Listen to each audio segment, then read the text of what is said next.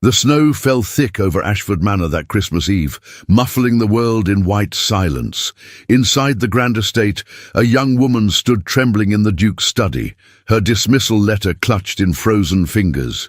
What His Grace didn't know, what no one in England knew, was that the governess he'd just cast out into the winter night was Princess Rosalind of Valmont, who had crossed an ocean and shed her crown to find the one man who'd saved her life years ago. The man who didn't remember her face, the man who just destroyed her last hope. If you're listening to this story, don't forget to click the like button, subscribe to the channel, and tell me in the comments from which part of the world you're listening to this story. I want to know how far it has traveled.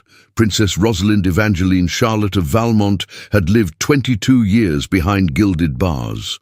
The Palace of Valmont, perched on the cliffs overlooking the English Channel, was magnificent in its beauty and suffocating in its expectations.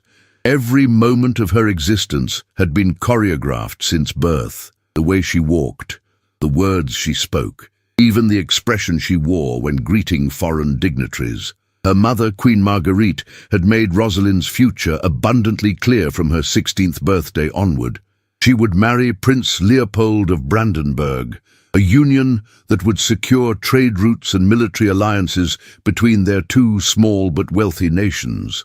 Leopold was 43, twice widowed, and possessed of a temperament as cold as the marble floors of his ancestral castle.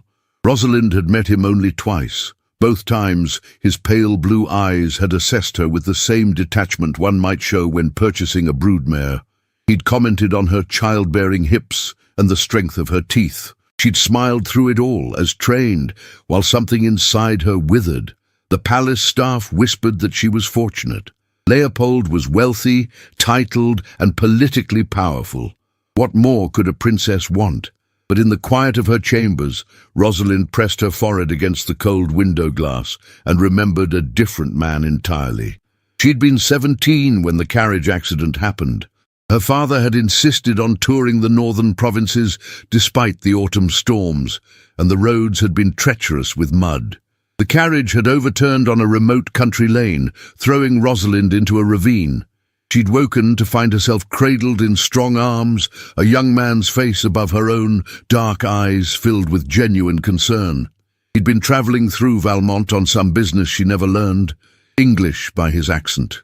Perhaps 25 years old, with dark hair that fell across his forehead and a scar along his jawline that somehow made him more handsome rather than less. He'd carried her to safety, stayed with her until the royal guards arrived, and then disappeared before she could even learn his name. But she'd heard the guards address him. "Your Grace," they'd said, bowing with respect. A duke, then. An English duke who'd saved her life and asked nothing in return. In the 5 years since, Rosalind had tried to forget him. She'd applied herself to her studies, to her royal duties, to preparing for her inevitable marriage to Leopold. But the memory of those dark eyes, of the gentle way he'd brushed mud from her face and told her she was safe now, haunted her dreams. 3 months ago, everything had changed. Queen Marguerite had announced that the wedding would take place in January, immediately after Rosalind's 23rd birthday. The contracts were signed, the invitations were being printed. Rosalind's life was no longer her own, if it ever had been. That night, her lady's maid, Marie, had found her weeping in the palace library. Marie was 60 years old, had served Rosalind since her birth, and possessed a practical streak that bordered on revolutionary. "If you truly cannot bear this marriage," Marie had whispered, "then you must leave. Now, while there's still time." "Leave? I'm a princess. I can't simply walk away from my responsibilities." "Can't you? Your brother Philippe is perfectly capable of handling diplomatic relations. Your mother has 3 other children. But you, my darling girl, have only one life. Will you spend it in Leopold's cold bed, producing heirs for a man who sees you as property?" The words had struck something deep within Rosalind. That night, she'd made her decision. She would find the English duke who'd saved her life. She would discover if the connection she'd felt in that moment had been real or merely the fantasy of a frightened girl. And if it was real, if he felt even a fraction of what she'd carried in her heart for 5 years, then perhaps she could choose a different path. Marie had helped her plan everything. They'd smuggled Rosalind out of the palace disguised as a servant, with enough money sewn into her clothing to survive for several months. They'd arranged passage to England under the name Rose Sinclair, and Marie had used her connections to discover the identity of the Duke who'd been travelling through Valmont 5 years ago. His name was Nicholas Ashford, the Duke of Thornfield, 30 years old, unmarried, and residing at Ashford Manor in the county of Derbyshire. He was known for his intelligence, his progressive management of his estates, and his refusal to participate in London's social season. He was also, according to Marie's sources, in need of a new governess for his 2 young wards. Rosalind had arrived in England 6 weeks ago.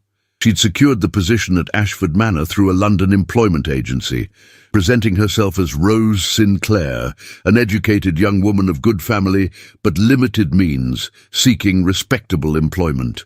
The agency had been impressed by her fluency in French, German, and Italian, her knowledge of history and literature, and her accomplishments in music and art. Within a week, she'd been hired. Now, standing in the nursery of Ashford Manor on a cold December morning, Rosalind watched her 2 charges bent over their lessons. Lady Emma was 8 years old, dark-haired and serious, with her guardian's intelligent eyes. Lord Thomas was 6, fair-haired and mischievous, always ready with a smile. They were the orphaned children of the Duke's late cousin, and he'd taken them in without hesitation. The children adored their uncle, and Rosalind had quickly discovered why. Despite his reputation for coldness in society, Nicholas Ashford was patient and kind with Emma and Thomas.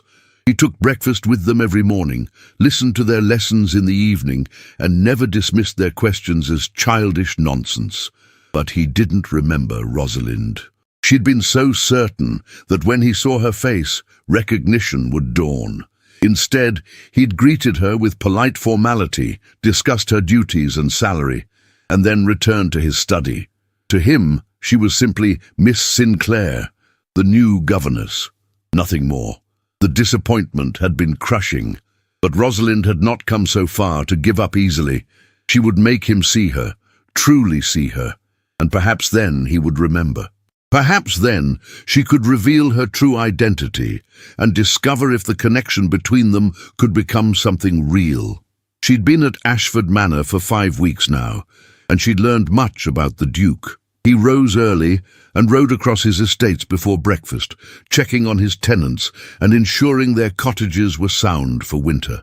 He spent hours in his study managing accounts, reading correspondence, and meeting with his steward. He was fair but exacting, expecting excellence from his staff and his wards alike. He was also, Rosalind had discovered, deeply lonely. She'd seen it in the way he stood at the window in the evenings, staring out at the darkening grounds. She'd heard it in the careful distance he maintained from everyone around him. Something had wounded him, though she didn't yet know what. Yesterday, she'd finally gathered the courage to speak to him beyond their formal discussions of the children's progress. She'd found him in the library after the children were abed, and she'd asked his opinion on a passage from Wordsworth they'd been studying. He'd looked up from his papers, surprised, and for a moment their eyes had met. Something had flickered in his expression, a confusion, as though he were trying to remember something just beyond reach. But then his secretary, Mr. Pemberton, had entered with urgent business, and the moment had been lost. Now, as Christmas Eve approached, Rosalind felt time slipping away. The children were excited about the holiday, chattering about decorations and gifts, but Rosalind's heart was heavy with the knowledge that she'd soon have to make a choice. She couldn't remain a governess forever. Eventually her family would find her, or her money would run out, or the Duke would dismiss her for some unknown reason. She had to take a risk. She had to make him remember. Tonight, she decided. Tonight, At the Christmas Eve dinner, she would find a way to speak with him privately. She would tell him about Valmont, about the carriage accident, about the young woman he'd saved. And then she would see if the man she'd fallen in love with from a single moment of kindness was real, or merely a dream she'd been chasing across an ocean.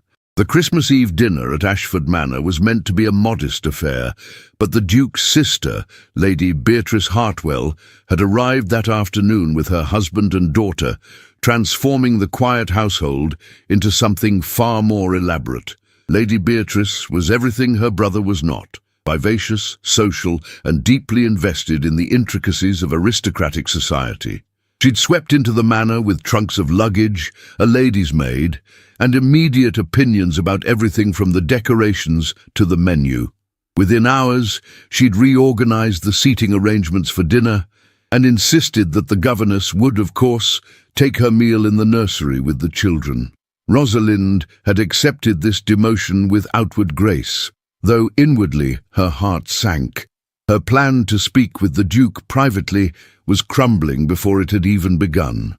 She dressed carefully that evening in her best gown, a simple but elegant dress of deep blue wool that Marie had insisted she pack. She'd hoped it might remind the Duke of the blue velvet cloak she'd worn the day of the accident. Now it seemed the effort had been wasted, but as she was preparing the children's supper in the nursery, a footman arrived with an unexpected message. The Duke requested that Miss Sinclair join the family for dinner, as it was Christmas Eve, and the children would be dining with the adults as a special treat. Lady Beatrice had apparently protested, but the Duke had been firm. Rosalind's hands trembled as she helped Emma into her best dress and combed Thomas's hair. This was her chance. She would sit at the Duke's table, and somehow she would make him see her. The dining room at Ashford Manor was magnificent, with a long mahogany table set with crystal and silver that caught the candlelight. A fire roared in the massive hearth, and garlands of evergreen and holly decorated the mantelpiece. The Duke sat at the head of the table, with Lady Beatrice to his right and her husband, Lord Hartwell, to his left. Their daughter, Miss Charlotte Hartwell, sat beside her father, and the children were placed next to their aunt. Rosalind was seated at the far end of the table, as befitted her position as a servant, but at least she was present. She could see the Duke clearly, could watch the play of candlelight across his features. He looked tired tonight, she thought, with shadows under his dark eyes. But he smiled at Emma and Thomas, asking them about their lessons and their excitement for Christmas morning. Lady Beatrice dominated the conversation, as she seemed to dominate every room she entered.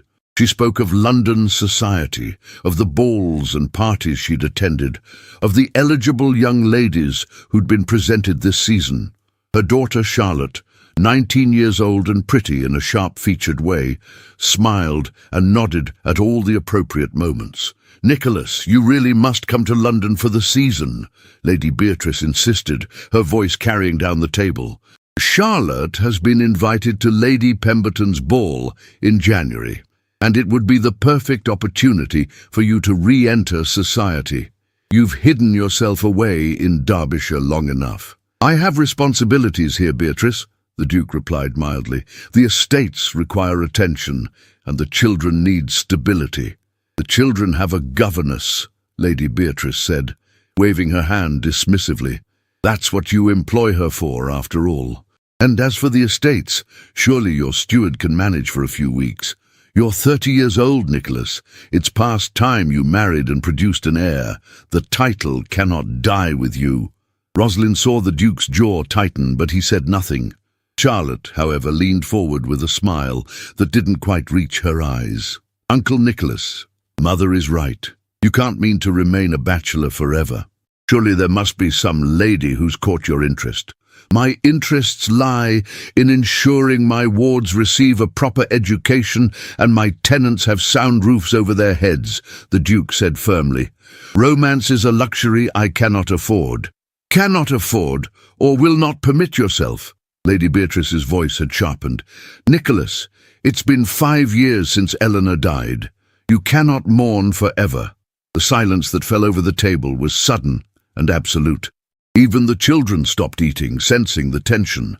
Rosalind's breath caught. Eleanor, a woman who had died 5 years ago. The same year the Duke had been travelling through Valmont. The Duke's face had gone carefully blank, the expression of a man who'd learned to hide his pain behind aristocratic composure. "This is not an appropriate topic for Christmas Eve dinner, Beatrice. I suggest we speak of something else." But Lady Beatrice, perhaps emboldened by wine or simply by her nature, pressed on. "It is precisely because it's Christmas Eve that we must speak of it. Eleanor was my dearest friend, Nicholas.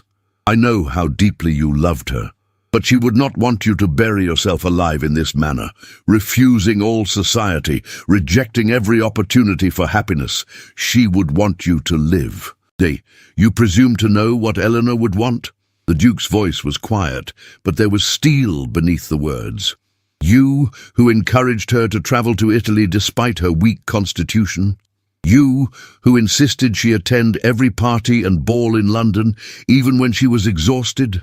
You knew nothing of what Eleanor wanted, Beatrice. You knew only what you wanted for her." Lady Beatrice's face flushed red. "How dare you suggest that I suggest nothing. I state facts." The Duke stood, his napkin falling to the table. "Eleanor died because she pushed herself beyond her limits, trying to meet society's expectations. Expectations that you, among others, reinforced at every turn. I will not make the same mistake with my life or with the children's lives. We will live quietly, away from London's poisonous social circus, and that is final." He turned to leave, then seemed to remember himself. His gaze swept the table, landing briefly on Rosalind. For a moment their eyes met, and she saw such raw pain in his expression that her heart ached. "Forgive me," he said quietly. "I have spoiled your Christmas Eve. Please continue your meal. I will take mine in my study." He left before anyone could respond. Lady Beatrice sat rigid in her chair, her face a mask of fury and humiliation. Lord Hartwell cleared his throat uncomfortably and reached for his wine-glass. Charlotte's eyes glittered with something that might have been satisfaction. Emma had begun to cry silently, tears rolling down her cheeks. Thomas looked frightened, his small hand reaching for his sister's. Rosalind made a decision in that instant. She rose from her seat and moved to the children, kneeling between them. "It's all right," she whispered, taking their hands. "Your uncle is simply tired. He loves you very much. Shall we finish our dinner and then go see if Cook has made those gingerbread biscuits she promised?" Emma nodded, sniffling, and Thomas managed a small smile. Rosalind helped them through the rest of the meal, ignoring the poisonous looks Lady Beatrice shot in her direction. When the children had eaten enough, she excused them and led them from the dining room.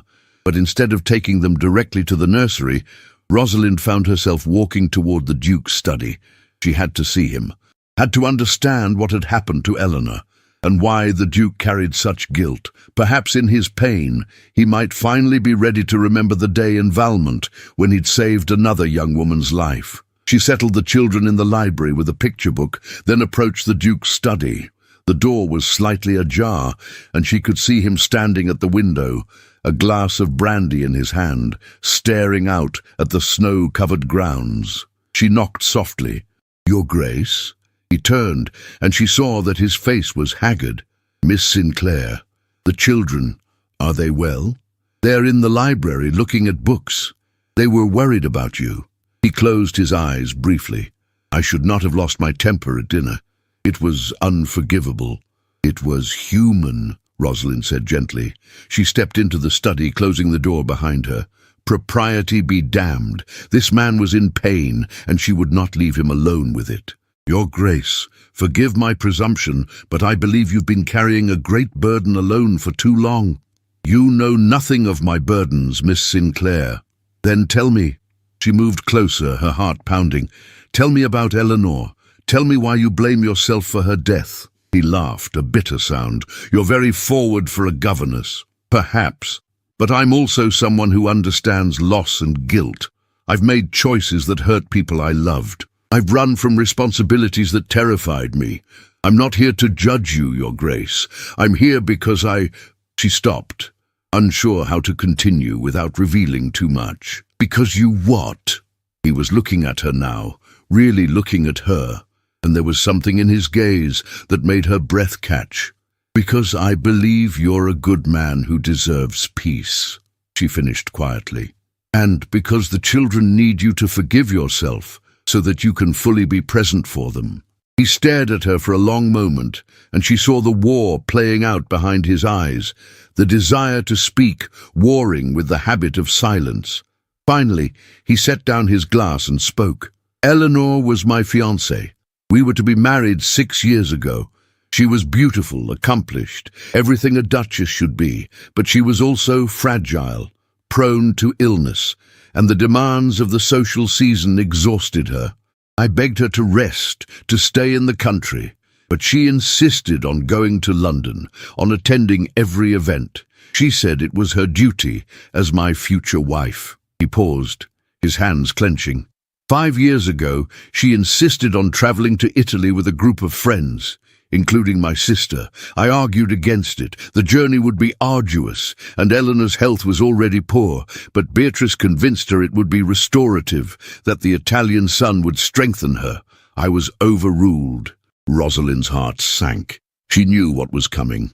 Eleanor contracted a fever in Rome. By the time they brought her back to England, it was too late. She died 3 days after her return, in my arms, apologizing for being weak. His voice broke on the last word.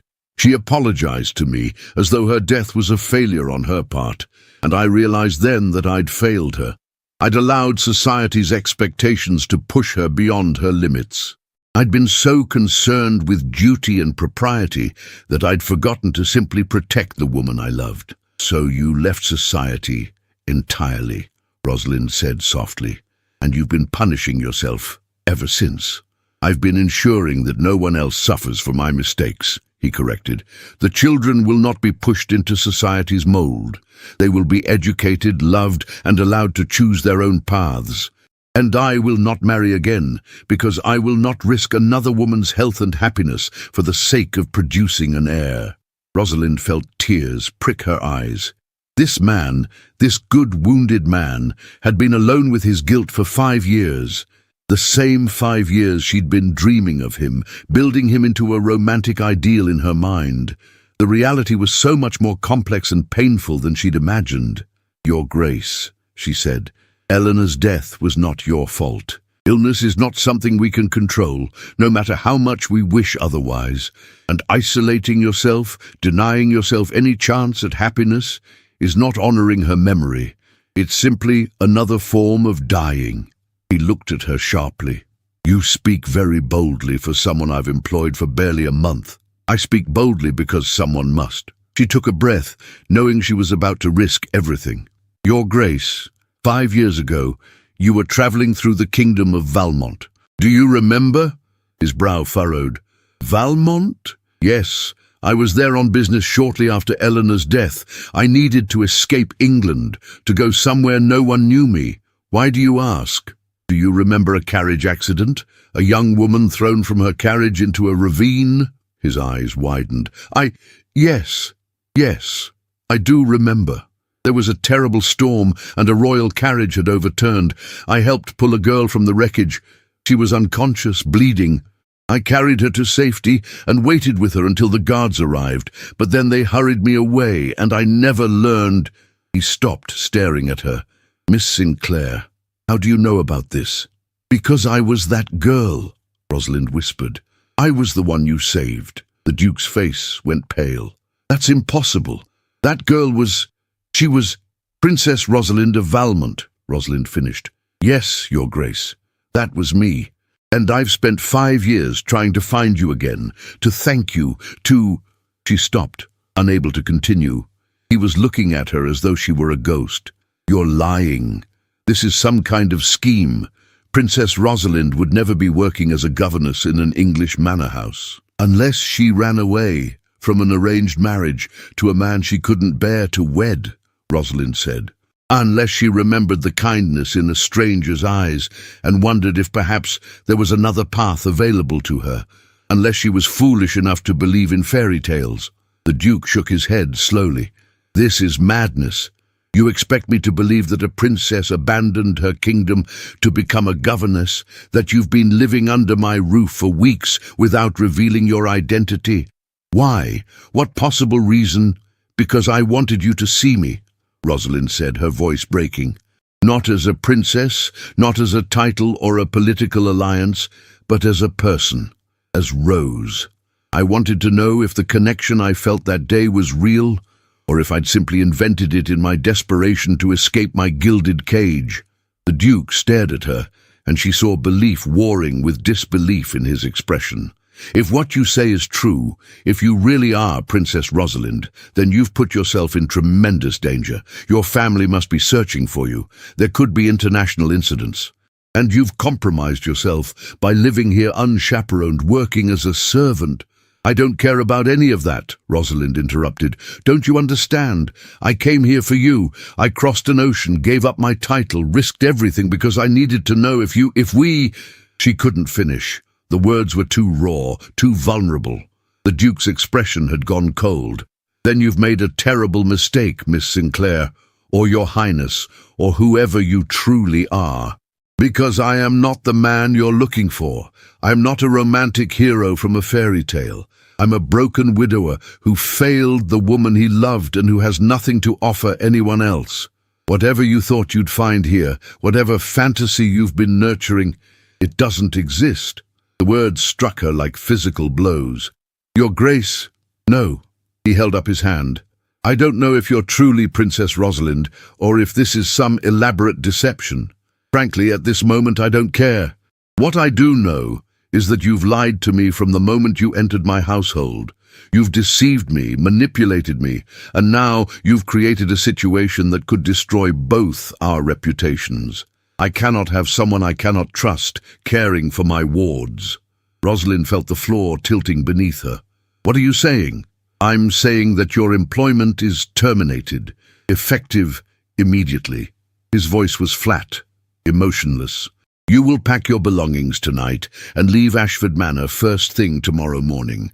I will provide you with a month's wages and a reference, though God knows you don't deserve either. But I will not have you in my household another day. But it's Christmas Eve, Rosalind whispered. The children will be told that you had a family emergency and had to leave suddenly. They'll be upset, but they'll recover. Children are resilient. He turned away from her, facing the window once more. Please go, Miss Sinclair. We have nothing more to say to each other. Rosalind stood frozen, unable to believe what was happening. She'd come here with hope, with dreams of a different future. She'd risked everything to find this man, to see if the kindness she'd glimpsed 5 years ago was real, and now he was casting her out into the winter night without a second thought. You're a coward, she said quietly. He turned back to her, his eyes flashing. Excuse me. You're a coward, she repeated louder now. You hide behind Eleanor's memory, behind your guilt, because it's easier than risking your heart again. You say you failed her, but the real failure is what you're doing now. You're not living. You're not allowing yourself to feel anything real. And when someone offers you genuine connection, genuine feeling, you throw it away because you're too afraid to be vulnerable again. Get out, he said, his voice dangerously quiet. Gladly. Rosalind turned toward the door, tears streaming down her face. But know this, Your Grace, I didn't come here as a princess seeking a duke. I came as a woman seeking the man who showed her kindness when she needed it most. I came hoping to find someone brave enough to see past titles and expectations to the person underneath. I was wrong. You're not brave. You're just alone, and you always will be. She left the study, closing the door behind her with a quiet click that felt like the ending of everything. The morning of Christmas Day dawned cold and grey over London. Rosalind stood on the doorstep of a modest townhouse in Bloomsbury, her single trunk beside her, and wondered if she'd made yet another terrible mistake. The address had been given to her by Mrs. Henderson, the housekeeper at Ashford Manor, who'd taken pity on the dismissed governess and whispered that if she ever needed help in London, she should seek out a Mrs. Agatha Pemberton. She's the Duke's great-aunt on his mother's side, Mrs. Henderson had said, pressing the address into Rosalind's hand. A bit eccentric, but kind-hearted, she takes in young women who found themselves in difficult circumstances. Don't tell His Grace I told you, but she'd want to help. Now, as Rosalind raised her hand to knock, the door swung open to reveal a tall, elegant woman in her 70s, with silver hair piled atop her head and sharp blue eyes that missed nothing. "Well," the woman said, looking Rosalind up and down, "you must be the governess my nephew dismissed on Christmas Eve. Mrs. Henderson sent word by messenger last night. Come in, child, before you freeze to death on my doorstep." Rosalind found herself ushered into a warm, book-lined sitting room where a fire crackled cheerfully. Mrs. Pemberton, Aunt Agatha, as she insisted on being called, settled her into a comfortable chair and rang for tea. "Now then," Agatha said, once they both had steaming cups in hand. Mrs. Henderson's note was rather cryptic. She said only that Nicholas had dismissed you suddenly, and that she believed an injustice had been done. "So tell me, Miss Sinclair, what exactly happened?" Rosalind hesitated. How much should she reveal? But there was something in Agatha's direct gaze that invited honesty, and after weeks of deception, the truth felt like a relief. "My name isn't actually Rose Sinclair," she began. "It's Rosalind, Princess Rosalind of Valmont." To her credit, Agatha's expression barely changed. She simply set down her teacup and said, "I see. And does my nephew know this?" "He does now. I told him last night." Rosalind took a shaky breath and told the whole story. The carriage accident 5 years ago, her arranged marriage to Prince Leopold, her desperate flight from Valmont, her plan to find the Duke who'd saved her life. She left nothing out, including her foolish romantic hopes and the Duke's cold rejection. When she finished, Agatha was silent for a long moment. Then she said, "My nephew is an idiot." Rosalind blinked. "I beg your pardon." "An idiot," Agatha repeated firmly. "A brilliant, well-meaning, thoroughly good-hearted idiot who's been wallowing in guilt and self-pity for 5 years. Eleanor's death broke something in him, and he's never allowed it to heal.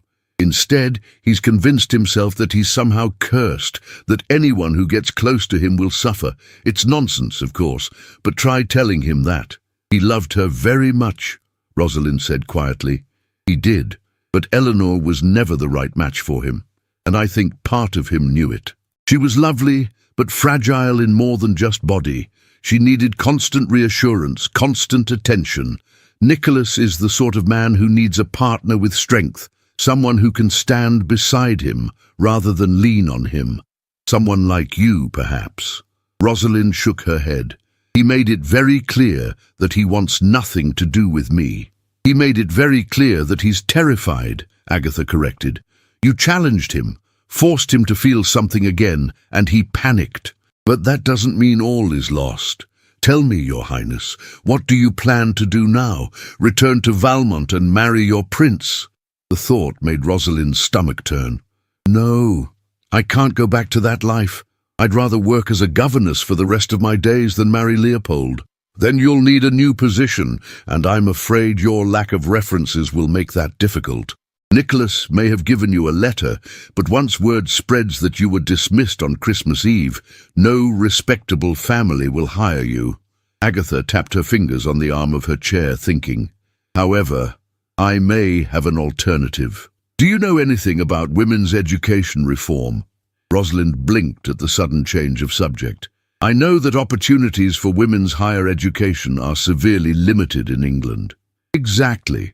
I'm part of a group working to change that. We're establishing a women's college here in London, a place where young women can study literature, mathematics, sciences and philosophy at a university level. We need instructors, particularly those fluent in multiple languages and well-versed in European literature and history.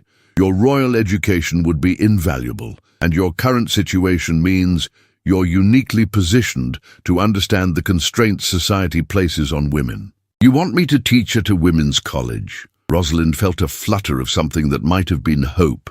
"I want you to help us build something revolutionary," Agatha said, her eyes gleaming. We're not just teaching young women to be better wives and mothers. We're teaching them to think critically, to question the world around them, to imagine different futures for themselves. It's dangerous work, in its way. We face opposition from traditionalists who believe women's minds are too delicate for serious study. But it's important work, world-changing work. Rosalind thought of her own education, of the tutors who taught her languages and history, but always with the understanding that such knowledge was merely ornamental, meant to make her a more interesting dinner companion for her future husband. What would it have meant to her to have teachers who believed her mind was as capable as any man's? "I would be honored to help," she said quietly. Agatha smiled. "Excellent. You can stay here with me while we get you settled. I have more than enough room, and I confess I enjoy the company. We'll begin after the new year. The spring term starts in January, and we have much to prepare." Over the following weeks, Rosalind threw herself into her new work with desperate energy. Anything to avoid thinking about Ashford Manor, about dark eyes and a cold voice telling her to leave. Agatha's townhouse became a refuge, filled with books and lively conversation. Other women involved in the college project came and went. Writers, reformers, blue stockings who'd been dismissed by society as too intelligent or too opinionated. Among them was Dr. Elias Reed, a physician who'd studied in Edinburgh and who lectured on anatomy and physiology at the college. He was 35, with kind grey eyes and a gentle manner that put his students at ease.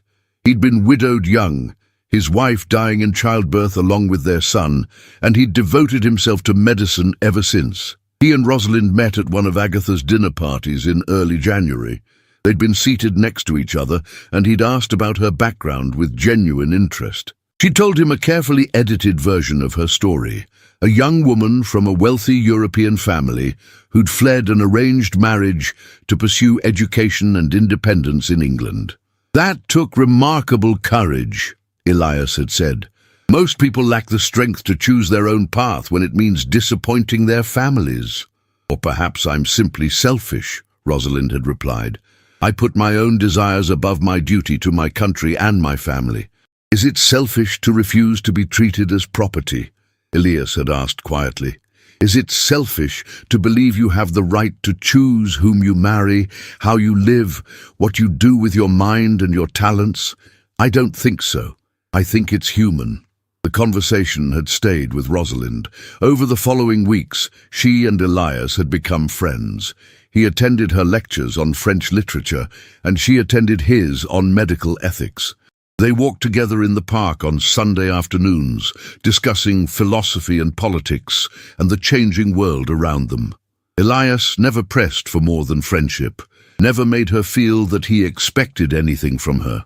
But there was a warmth in his gaze, a gentleness in his manner that soothed something raw inside her. He saw her as a person, not as a princess or a potential wife or a romantic fantasy. Just Rose, a woman with a good mind and a complicated past. "You're healing," Agatha observed one evening in late January as they sat by the fire after dinner. "When you first arrived, you looked like a wounded bird. Now you're beginning to remember how to fly." "I'm learning to live with disappointment," Rosalind said. "That's not quite the same as healing, isn't it? You came to England chasing a dream, and the dream didn't match reality. That's painful, yes, but now you're building something real instead. You're teaching young women to think for themselves. You're making friends based on genuine connection rather than social obligation. You're discovering who you are outside of your title and your family's expectations. That's not just healing, my dear. That's transformation." Rosalind wanted to believe her, but late at night, alone in her room, she still thought of Ashford Manor. She wondered if Emma and Thomas had found a new governess, if they'd forgotten her already. She wondered if the Duke ever thought of her, or if he'd dismissed her from his mind as easily as he'd dismissed her from his household. She'd been foolish to come to England, foolish to believe in fairy tales, but she couldn't quite bring herself to regret it. Because if she hadn't come, she wouldn't have found Agatha or the college or Elias. she wouldn't have discovered that she could be more than a princess in a gilded cage. In mid-February, Agatha announced that the college would be hosting a public lecture series to raise funds and awareness. Distinguished speakers from across England would present on topics ranging from literature to science to social reform.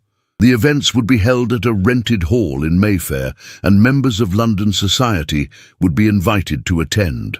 "It's a risk," Agatha admitted. "We'll face criticism from traditionalists. But we need to show London that women's education is not a threat to society. It's an enhancement, and we need the financial support of wealthy patrons if we're to continue our work." Rosalind agreed to give one of the lectures, speaking on the role of women in European literature. She spent weeks preparing, reading and rereading texts, crafting arguments that would be both intellectually rigorous and accessible to a general audience. The night of her lecture arrived in early March. The hall was packed with curious Londoners, some supportive, others clearly skeptical. Rosalind stood at the podium in a gown of deep green silk that Agatha had insisted she borrow, and she began to speak. She talked about the women writers who'd been forced to publish under male pseudonyms. She discussed the female characters in Shakespeare and Austen who'd defied social expectations. She argued that women's voices had always been part of literature, but they'd been silenced, dismissed, or attributed to men. And she challenged her audience to imagine what might be possible if women were given the same educational opportunities as men. The applause when she finished was thunderous. People crowded around her afterward, asking questions, offering congratulations. Elias appeared at her side, smiling with pride. "You were magnificent," he said quietly. "I've never heard anyone argue so passionately or so persuasively." "Thank you," Rosalind said, flushed with success. "I was terrified I'd forget everything I'd planned to say." "You didn't forget a word, you were—" He stopped, his gaze fixed on something over her shoulder. "Rose, I think someone wants to speak with you." Rosalind turned and her heart stopped. Standing at the edge of the crowd, looking uncomfortable in formal evening wear, was the Duke of Thornfield. Their eyes met across the room, and Rosalind saw shock and confusion, and something else in his expression. Something that might have been regret. The Duke approached slowly, as though uncertain of his welcome. The crowd around Rosalind had begun to disperse, sensing the tension in the air. Elias glanced between them, his expression thoughtful, then quietly excused himself. "Your Highness," the Duke said, formally bowing. "That was a remarkable lecture." "Thank you, Your Grace." Rosalind kept her voice cool, though her heart was racing. "I'm surprised to see you here. I didn't think women's education reform was among your interests." "It isn't, generally. But my great-aunt Agatha has been pestering me for weeks to attend one of these lectures. She said there was a speaker I needed to hear." His mouth quirked slightly. "She neglected to mention that the speaker would be you." "Aunt Agatha is very skilled at manipulation," Rosalind said. "It's one of her more endearing qualities." They stood in awkward silence for a moment. The Duke looked different than he had at Ashford Manor. Thinner perhaps, with deeper shadows under his eyes. He also looked uncertain, which was so unlike the composed aristocrat she remembered that it threw her off balance. "Might we speak privately?" he asked finally. "I owe you an apology, and I'd prefer not to deliver it in a crowded lecture hall." Rosalind wanted to refuse. She wanted to tell him that his apology came too late, that she'd moved on, that she didn't need anything from him. But curiosity won out. She nodded and led him to a small anteroom off the main hall. Once the door was closed, the Duke seemed at a loss for words. He paced to the window, stared out at the London street, then turned back to her. "I've been trying to find you for 2 months," he said abruptly. "After you left, I realized what a colossal mistake I'd made. I went to every employment agency in London, trying to discover where you'd gone. But you'd vanished. It wasn't until Agatha finally took pity on me last week that I learned you were here." "Why were you looking for me?" Rosalind asked, keeping her voice steady. "Because I was wrong. About everything." He ran a hand through his hair, a gesture of frustration she remembered from Ashford Manor. "That night, When you told me who you were, I panicked. You were right when you called me a coward. I was terrified of what I was feeling, terrified of being vulnerable again, so I lashed out. I hurt you deliberately because I was too afraid to admit that you'd gotten past my defenses. And now? Rosalind asked. What's changed? I have, he said simply. After you left, the house felt empty. The children were heartbroken. Emma cried for days, and Thomas kept asking when Miss Sinclair would come back. I told myself it was for the best, that you'd been dishonest, that I couldn't trust you. But the truth was, I couldn't trust myself. I couldn't trust that I deserved a second chance at happiness. He moved closer, his dark eyes intense. I went back through my memories of that day in Valmont. I'd buried them, tried to forget, because they reminded me of the man I'd been before Eleanor died, a man who believed in helping others, in kindness for its own sake. When I pulled you from that ravine, when I held you and promised you'd be safe, I felt something I hadn't felt in months. Purpose, connection. And then I returned to England and Eleanor died, and I convinced myself that any happiness I felt was a betrayal of her memory. But it wasn't, Rosalind said softly. No, it wasn't. Eleanor would have been furious with me for the way I've been living. She would have told me to stop being melodramatic and to start living again. And you, Your Highness, you came halfway across Europe to find me, risked everything, and I threw it back in your face. I'm sorry. I'm so deeply sorry. Rosalind felt tears prick her eyes, but she blinked them back. Your apology is accepted, Your Grace, but I'm not sure what you expect to happen now. I've built a life here. I'm teaching at the college. I have friends, purpose, independence. I'm not the same desperate girl who showed up at your door, pretending to be a governess. I know. I can see that. You were brilliant up there tonight, confident and passionate and completely in command of your subject. You've become exactly what you were meant to be. He paused. But I'm hoping that perhaps there might still be room in your new life for me. Not as your employer, and not as some romantic fantasy, but as someone who sees you, truly sees you, and wants to know you better. Before Rosalind could respond, the door to the anteroom opened, and Lady Beatrice swept in, her daughter Charlotte behind her. They both stopped short at the sight of the Duke and Rosalind standing close together. "Nicholas!" Lady Beatrice's voice was sharp with surprise. "What on earth are you doing here? And with—" She looked at Rosalind more closely, and recognition dawned. "Miss Sinclair, the governess?" "Not exactly," the Duke said calmly. "Beatrice, Charlotte, may I present Her Royal Highness Princess Rosalind of Valmont?" The effect was instantaneous. Lady Beatrice's face went white, then red. Charlotte's mouth fell open in a most unladylike manner. "That's impossible," Lady Beatrice sputtered. "Princess Rosalind disappeared months ago. There was a scandal.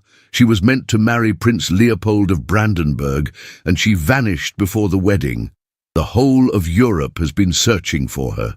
"And now you've found me?" Rosalind said, lifting her chin. "Though I'd appreciate it if you'd keep that information to yourself. I have no intention of returning to Valmont or marrying Prince Leopold." "But you must!" Charlotte burst out. "You can't simply abandon your responsibilities." "You're a princess. I'm a person," Rosalind corrected, "and I have the right to choose my own path, just as you do." "But the scandal," Lady Beatrice said weakly. "Your family must be frantic, and you've been living here, unchaperoned, working as a teacher. Your reputation is ruined." "My reputation in Valmont, perhaps, but here in London I'm simply Miss Rose Sinclair, an instructor at a women's college, and I'm quite content with that." Lady Beatrice turned to her nephew. "Nicholas, surely you see the impropriety of this situation. If it becomes known that you dismissed a princess from your household, that you've been meeting with her privately, then society will gossip, as it always does," the Duke said firmly. "But I don't particularly care what society thinks, Beatrice. I stopped caring about that 5 years ago." "But Charlotte," Lady Beatrice gestured to her daughter, "we've been introducing her to eligible gentlemen all season. If there's a scandal attached to our family, her prospects will be damaged." "Mother, please," Charlotte said, her voice tight. "I'm perfectly capable of managing my own prospects, and frankly, I find this situation fascinating. A princess disguised as a governess? It's like something from a novel." She looked at Rosalind with new interest, and Rosalind saw calculation in her eyes. Charlotte was ambitious, that much was clear. And she just realized that knowing a runaway princess might be socially advantageous. "Your Highness," Charlotte said, "I wonder if you might consider giving another lecture, perhaps on the differences between women's education in Valmont and in England. I'm sure London society would be fascinated to hear a royal perspective." "I'm not interested in being a curiosity," Rosalind said coolly. "I'm interested in advancing women's education. If you're genuinely interested in that cause, Miss Hartwell, then I'd be happy to discuss it further, but I won't be put on display." Charlotte's smile faltered slightly, but she nodded. "Of course, I understand." Lady Beatrice had recovered some of her composure. "Nicholas, we need to discuss this privately. There are implications you may not have considered." "There's nothing to discuss, Beatrice." The Duke's voice was firm. "I'm not a child who needs your guidance. I'm a grown man making my own decisions.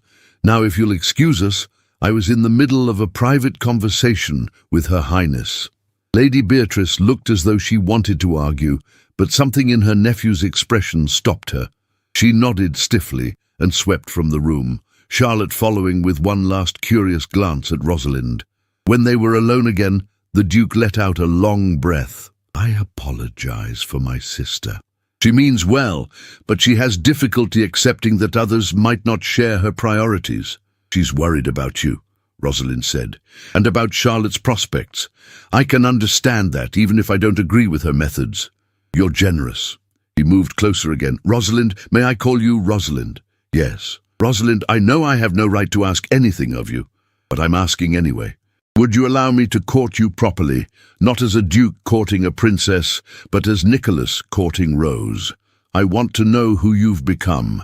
I want to understand your work, your passions, your dreams, and I want to see if perhaps what we both felt 5 years ago might grow into something real." Rosalind's heart was pounding. This was what she'd wanted, wasn't it? What she'd crossed an ocean to find.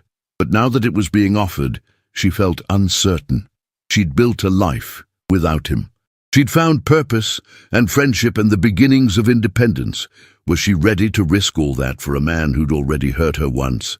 As if reading her thoughts, the Duke said quietly, "I'm not asking you to give up anything you've built here. I'm asking if I might be part of it. I want to support your work at the college. I want to learn from you. And if in time you decide that you might want something more, then I'll be here. But if not, if all you can offer is friendship, then I'll accept that too, because having you in my life in any capacity is better than the emptiness I've been living with." Before Rosalind could respond, the door opened again, and Elias entered. He took in the scene, Rosalind and the Duke standing close together, the tension in the air, and his expression grew carefully neutral. "Forgive the interruption," he said. "Rose, Agatha sent me to find you. There are several potential patrons who'd like to speak with you about funding for the college." "Of course," Rosalind said, grateful for the reprieve. She turned to the Duke. "Your Grace, thank you for your apology.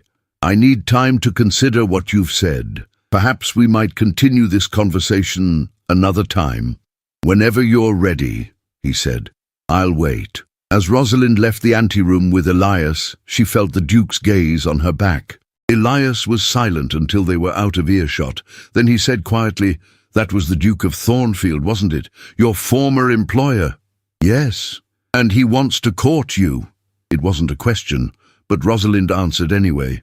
"He says he does." Elias was quiet for a moment, then he said, "Rose, I need to tell you something. I've been trying to find the right time, but there never seems to be a right time, so I'll just say it. I've developed feelings for you. Deep feelings. I know you may not feel the same way, and I don't want to pressure you, but I couldn't let the Duke declare his intentions without declaring my own." Rosalind stopped walking, turning to face him. "Elias, you don't have to say anything now." he said quickly. "I just wanted you to know that you have options. The Duke isn't your only choice. If you wanted, if you felt even a fraction of what I feel, we could build something together. A partnership based on mutual respect and shared values. I know I'm not a duke, and I can't offer you a manor house or a title, but I can offer you my whole heart and a life where you'd be valued for your mind and your spirit, not just your beauty or your lineage." Rosalind felt tears spill over. "You're a good man, Elias, one of the best I've ever known. But you love him," Elias said, his smile sad. "The Duke, you've loved him for 5 years, haven't you?" "I don't know if what I feel is love or just the remnants of a fantasy," Rosalind admitted. "But you're right that I need to resolve it before I can move forward. I'm sorry, Elias. You deserve someone who can give you their whole heart, not someone who's still tangled up in the past." "I'll wait," Elias said simply. "Not forever, perhaps, but for a while. And if you decide that the Duke isn't what you want after all, I'll be here." He squeezed her hand gently, then walked away, leaving Rosalind standing alone in the corridor, caught between two futures and unsure which one she wanted more. Over the following weeks, the Duke became a regular presence at the Women's College. He attended lectures, donated generously to the building fund, and engaged in spirited debates with the students and faculty. He was careful to maintain propriety, never seeking private meetings with Rosalind, always ensuring they were chaperoned. But his intentions were clear to everyone who saw them together. Agatha watched the courtship with satisfaction. "He's doing it properly this time," she told Rosalind one evening. "Learning who you are before making any grand declarations. That's the sign of a man who's grown up." Rosalind had to admit that she was impressed by the Duke's transformation. The cold, withdrawn man from Ashford Manor had been replaced by someone warmer, more open. He spoke passionately about his plans to improve conditions for his tenants, to establish schools on his estates, to use his wealth and position to create positive change. He listened when Rosalind spoke about her work, asked thoughtful questions, and never once suggested that her ambitions were inappropriate for a woman. He also spoke honestly about Eleanor, about his grief and his guilt, and about the work he'd been doing to forgive himself. "I've been seeing a physician who specializes in disorders of the mind," he told Rosalind during one of their walks in the park. "He's helped me understand that grief doesn't mean I can never be happy again, that loving someone new doesn't erase the love I had for Eleanor." "That must have been difficult to accept," Rosalind said. "It was, but necessary. I don't want to spend the rest of my life as a monument to the past. I want to live, truly live, in the present. And I want to build a future with someone who challenges me, who makes me think, who isn't content to simply be a decorative duchess." He looked at her meaningfully. "Someone like you." But even as Rosalind felt herself softening toward the Duke, she was aware of Elias's quiet presence.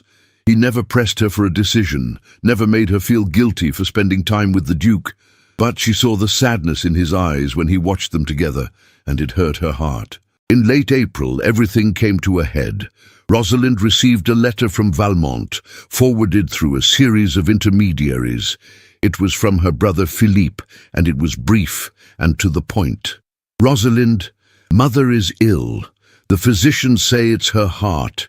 She's been asking for you. Please come home, even if only to say goodbye. Whatever anger you feel toward her, toward all of us, she's still your mother. She deserves to see you one last time. Philippe." Rosalind sat in Agatha's sitting room, the letter trembling in her hands. Agatha read it over her shoulder and sighed. "You have to go," she said gently. "You know you do." "If I go back, they'll never let me leave again," Rosalind said. "Philippe may be sympathetic, but Mother will insist I marry Leopold. The contracts are signed. I'll be trapped." "Then you need to make a decision before you go," Agatha said, "about what you want your future to be. Because if you return to Valmont as Princess Rosalind, unmarried and unclaimed, you'll have no leverage. But if you return as the Duchess of Thornfield or as the fiancée of a respected English physician, You'll have the protection of a husband and the backing of English law. Your mother won't be able to force you into a marriage you don't want." Rosalind looked at her in shock. "You're suggesting I marry for protection? I'm suggesting you marry for love, but with the practical understanding that marriage also provides legal and social protection. You love one of them, Rosalind. Perhaps both in different ways. But you need to choose, and you need to choose now before you return to Valmont."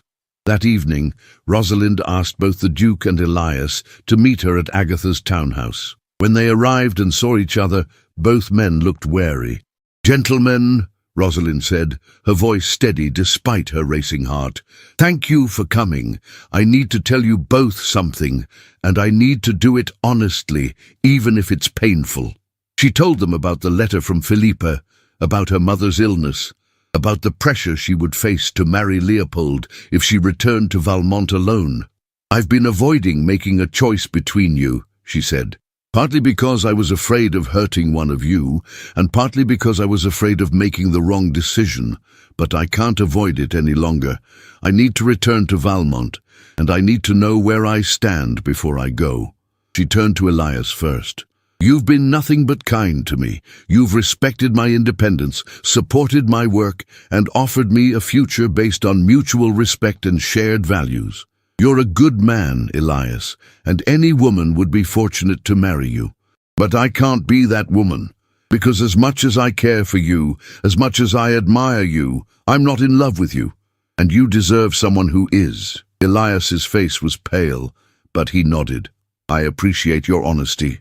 It hurts, but it's better than false hope." He looked at the Duke. "Take care of her, Thornfield. She's extraordinary." "I know," the Duke said quietly. Elias left, and Rosalind turned to the Duke. "Nicholas, when I came to England, I was chasing a fantasy. I'd built you up in my mind as some kind of romantic hero, the man who'd saved me and shown me kindness when I needed it most.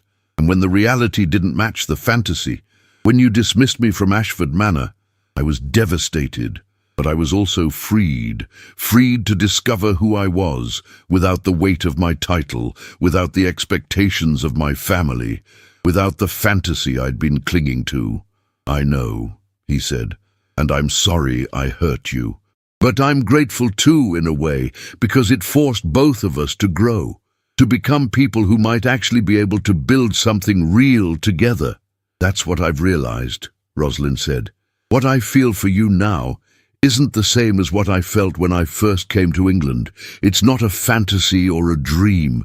It's something deeper and more complicated. It's love, but it's also frustration and anger and respect and hope, all tangled together. You've seen me at my worst and at my best. You've hurt me and apologized and worked to become better, and I've done the same. We're not perfect, either of us. But we're real." He took a deep breath. "So yes, Nicholas, if you're still asking, my answer is yes. I'll marry you. Not because I need protection, though that's certainly a practical benefit, but because I want to build a life with you. A life where we challenge each other and support each other and keep growing together." The Duke's face transformed, joy breaking through his usual composure. He crossed the room in 3 strides and took her hands. "You're certain? Because once we do this, once we marry, there's no going back. You'll be the Duchess of Thornfield, and that comes with its own set of expectations and responsibilities." "I'm certain," Rosalind said, "as long as you understand that I won't give up my work at the college. I won't be a duchess who simply hosts parties and embroiders cushions. I want to keep teaching, keep fighting for women's education." "I wouldn't want you any other way," he said. "In fact, I was hoping you might help me establish a school for girls on my estates. Proper education, not just needlework and deportment. Mathematics and literature and science." "You're serious?" "Completely. I've been thinking about it for weeks. We could create something revolutionary, Rosalind. Not just in London, but throughout England. Education for all children, regardless of gender or class. It would be our legacy." Rosalind felt tears streaming down her face, but they were happy tears this time. "When do you want to marry?" "As soon as possible. Tomorrow, if we could arrange it. But I suppose we should be practical. You need to return to Valmont, see your mother, settle things with your family. and I need to make arrangements, obtain a special license, prepare Ashford Manor for a new duchess." He paused. "Will you let me come with you to Valmont? I don't want you to face your family alone." "Yes," Rosalind said. "Yes, I'd like that very much."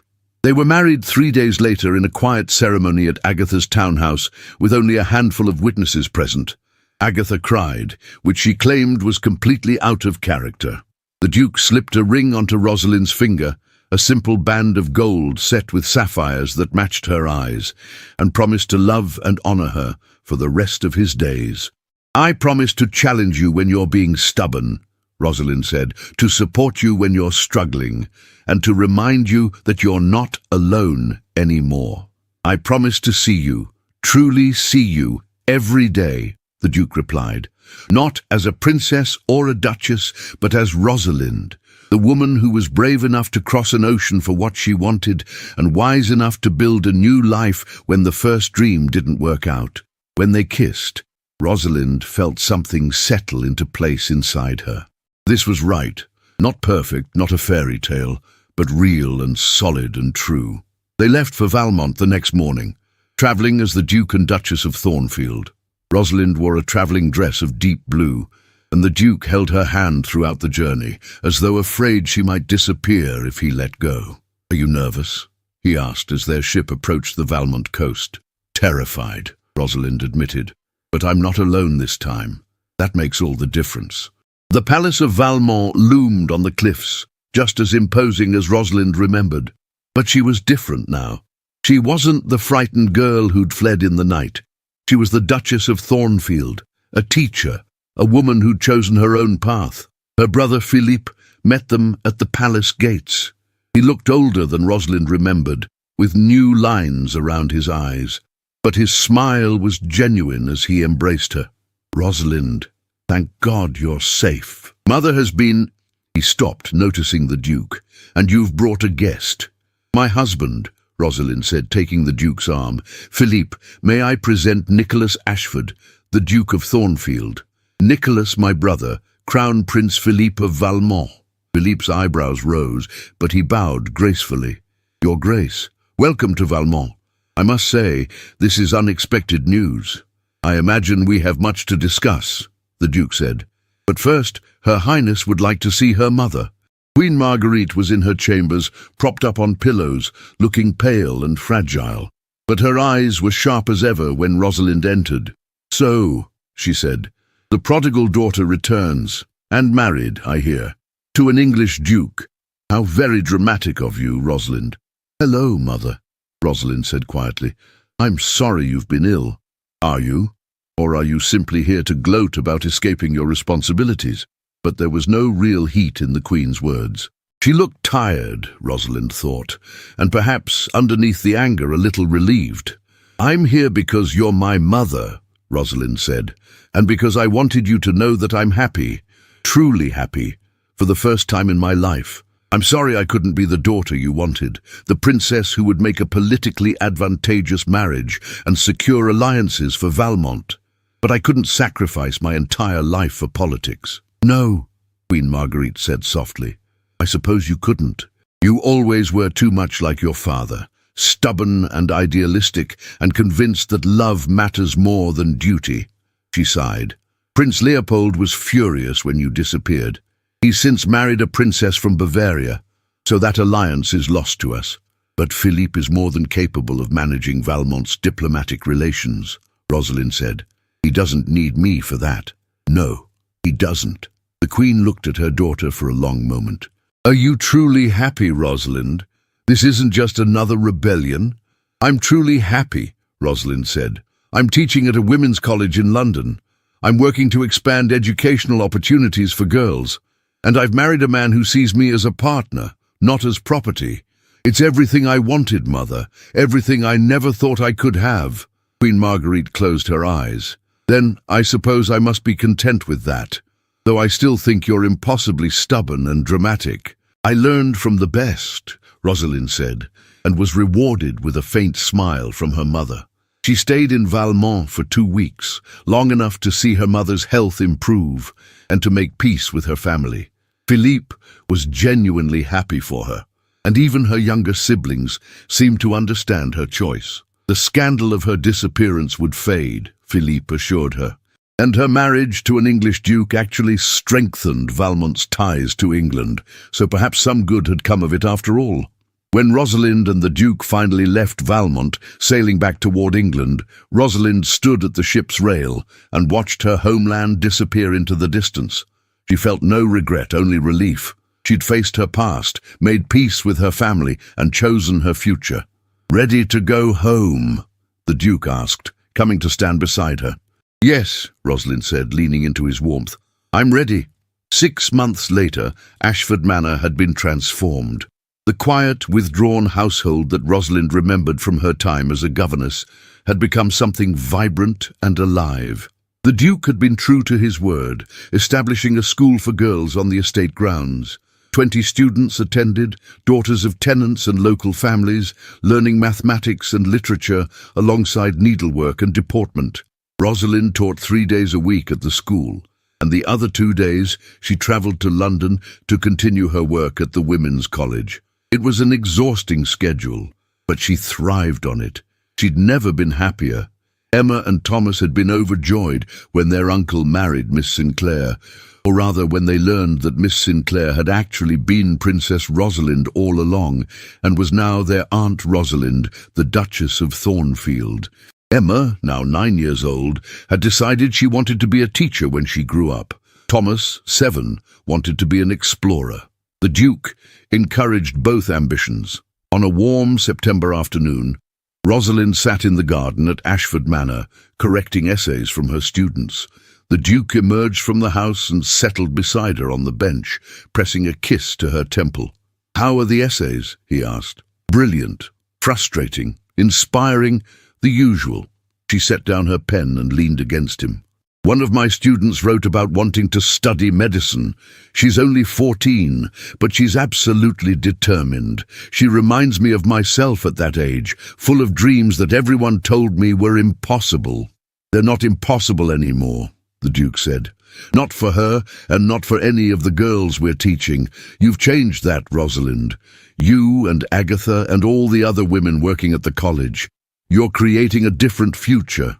"We're creating it together," Rosalind corrected. "I couldn't do any of this without your support. The school here, the funding for the college, the way you've used your position to advocate for women's education in Parliament. You've been as much a part of this revolution as I have."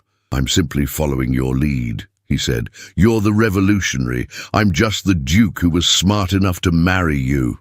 Rosalind laughed. "Flattery will get you everywhere, Your Grace." "I certainly hope so," he murmured, pulling her closer. They sat in comfortable silence for a while, watching the sun slant through the trees. Then the Duke said, "I received a letter from Valmont today. From your brother Philippe." Rosalind sat up, suddenly alert. "Is Mother all right?" "She's fine. Better than fine, actually. Philippe says she's been working with the Valmont Parliament to establish a national education system, including schools for girls.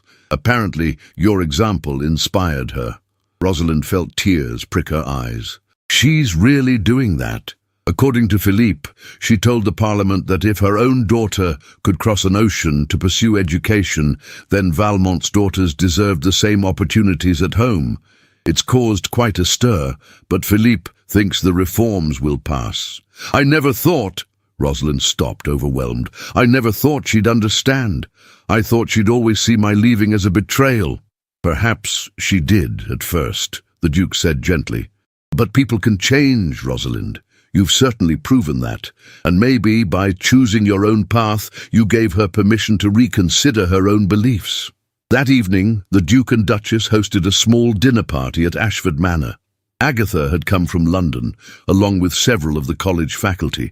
Elias was there too, accompanied by a young woman named Margaret, who worked as a nurse at his clinic. They seemed happy together, and Rosalind was genuinely glad for him. Lady Beatrice and Charlotte were also present, though their relationship with Rosalind had remained complicated. Beatrice still disapproved of Rosalind's work, believing it unbecoming for a duchess. but she'd grudgingly admitted that the school on the Ashford estates had improved the tenants' loyalty and productivity, so perhaps there was some value in education after all.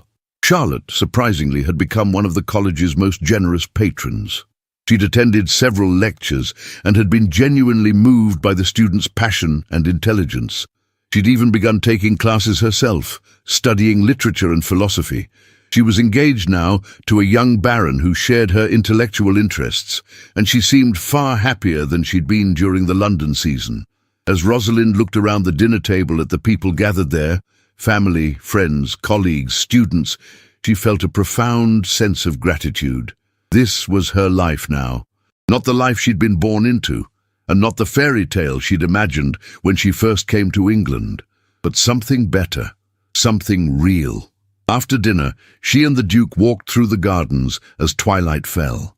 The air was soft and warm, filled with the scent of late-blooming roses. "Do you ever regret it?" the Duke asked. "Leaving Valmont, giving up your title, all of it?" "Never," Rosalind said without hesitation. "I gave up a crown, but I gained a life. My own life, chosen by me, lived on my own terms. That's worth more than any title. Even on the hard days, when the work is exhausting and the opposition is fierce and you wonder if you're making any difference at all." "Especially on those days," Rosalind said, "because on those days I remember the alternative. I remember what my life would have been if I'd stayed in Valmont and married Leopold. I would have been comfortable, certainly, wealthy and titled and respected. But I would have been empty inside, a beautiful shell with nothing real beneath." She turned to face him, taking both his hands. "Here, with you, I'm fully alive. I'm challenged and frustrated and exhausted and exhilarated, sometimes all in the same day. I'm making mistakes and learning from them. I'm building something that matters. And I'm loved for who I am, not for what I represent. That's everything, Nicholas. That's the whole world." The Duke pulled her close, resting his forehead against hers. "I don't deserve you." "Probably not," Rosalind agreed, smiling, "but you're stuck with me anyway." "Thank God for that," he whispered, and kissed her as the stars began to appear overhead. Far away in Valmont, Queen Marguerite stood at her window, looking out at the same stars. She thought of her daughter, the stubborn, idealistic girl who'd refused to be confined by expectations. She'd been angry for so long, feeling betrayed and abandoned. But now, reading Philippe's reports of the school at Ashford Manor and the Women's College in London, she felt something else. Pride, perhaps, and a strange kind of hope. If Rosalind could choose her own path and find happiness, then perhaps other women could too. Perhaps Valmont's daughters deserved the chance to discover their own strengths, to pursue their own dreams. It was a radical thought for a queen who'd spent her life upholding tradition. But then Rosalind had always been a radical. Marguerite smiled to herself in the darkness. Her daughter had taught her one final lesson, that sometimes the greatest act of love is letting go of expectations, of control, of the future you'd planned, and trusting that the people you love will find their own way to bloom, even if it's in soil you never imagined. In London, Elias sat in his study, writing notes for his next lecture. Margaret had gone home for the evening and he was alone with his thoughts. He thought of Rose, Rosalind, and the life she'd built with the Duke. There was no bitterness in the thought, only a gentle melancholy. He'd loved her, truly loved her, but she'd been right to choose the Duke. They challenged each other in ways that he and Rosalind never would have. And Margaret was wonderful in her own way. Practical and kind and deeply committed to helping others, they were building something together, a partnership based on shared work and mutual respect. It wasn't the passionate romance he'd imagined with Rosalind, but it was real and solid and good. Perhaps that was enough. Perhaps that was more than enough. At Ashford Manor, Emma sat at her desk in the nursery, writing in her journal by candlelight. "Today, Aunt Rosalind taught us about Marie Curie," she wrote in her careful script. "She was a scientist who discovered radium and won 2 Nobel Prizes. Aunt Rosalind says that women can be scientists too, if we work hard and don't let anyone tell us we can't. I want to be a scientist when I grow up, or maybe a teacher like Aunt Rosalind. Or both. Uncle Nicholas says I can be anything I want as long as I'm willing to work for it. I believe him.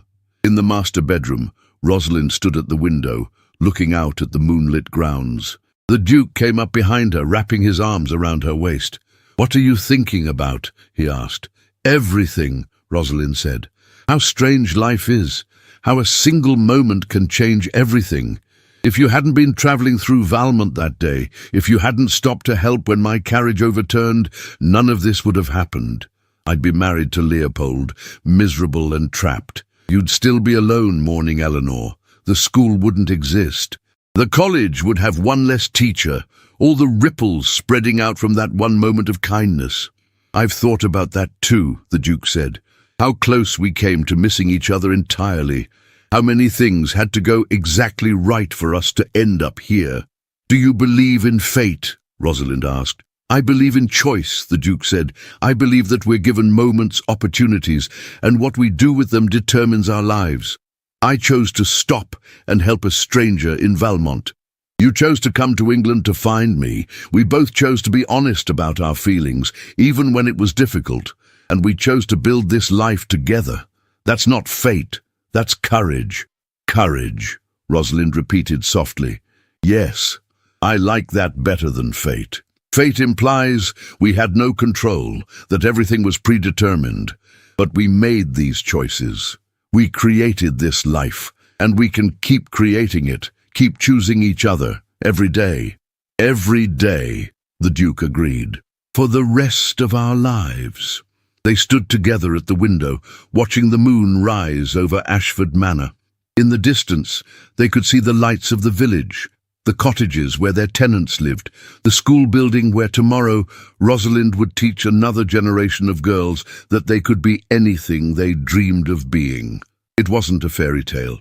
There were still challenges ahead, still opposition to face, still days when the work would seem impossible.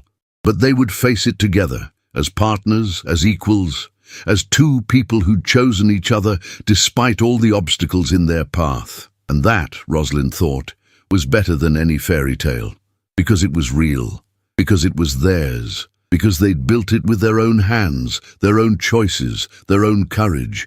She'd left Valmont as a princess fleeing a golden cage.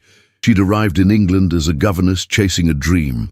And she'd become a duchess, a teacher, a revolutionary, a woman who'd chosen her own path and bloomed exactly where she'd planted herself. The Duke pressed a kiss to her hair. "Happy?" he asked. "Extraordinarily," Rosalind said, and she was. If you're listening to this story, don't forget to click the like button, subscribe to the channel, and tell me in the comments from which part of the world you're listening to this story. I want to know how far it has traveled.